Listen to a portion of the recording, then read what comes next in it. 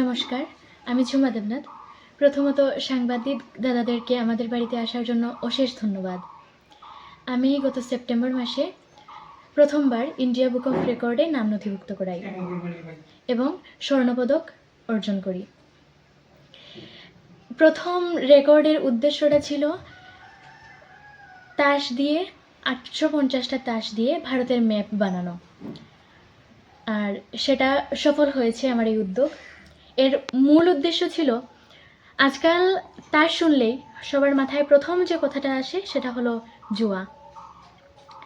সেটা আসলে নয়, এটা অনেকের ভুলের কারণে এই জিনিসটা এখন সবার মধ্যে ছড়িয়ে গেছে।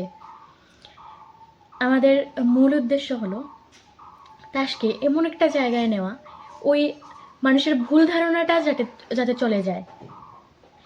এই জন্য আমি দ্বিতীয়বার আবার ইন্ডিয়া বুক অফ রেকর্ডসের জন্য অ্যাপ্লাই করি, আর 941টা কার্ডের মাধ্যমে এশিয়ার মানচিত্র বানাই, যেটা আবারও ইন্ডিয়া বুক অফ রেকর্ডসে নথিভুক্ত হয়েছে এবং আমি স্বর্ণপদক অর্জন করেছি। দ্বিতীয়বার কবে তুমি এই পার্টিসিপেন্টে অংশ নিয়েছো? ডিসেম্বরের মাঝামাঝি সময়ে। ডিসেম্বরের মাঝামাঝি।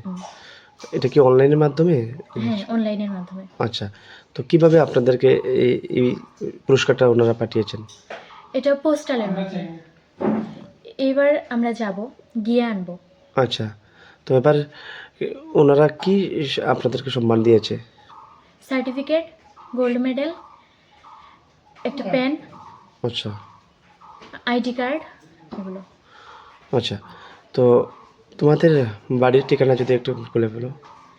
আমার বাড়ি কুমারঘাট মহকুমার সায়দাপাড় গ্রামের 2 নং ওয়ার্ডে। আচ্ছা, পরিবারে কারা কারা আছেন? বাবা, মা আর ছোট ভাই। আচ্ছা, এই সাফল্যর পেছনে কারার এই অবদান আছে? প্রথমত আমার বাবা, আমার মা, আমার ভাই। আচ্ছা, সবাই। মানে বাবু কি করে? বাবা একজন মেডিসিয়ান, উনি এখন ইউকো ব্যাংকে চাকরিরত। কর্মরত।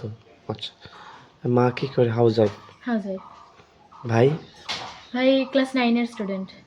আচ্ছা, পরপর দুবার সাফল্য পেয়েছো, পরিশেষে পরিবার এবং অন্যান্যদের উদ্দেশ্যে কি বলবে?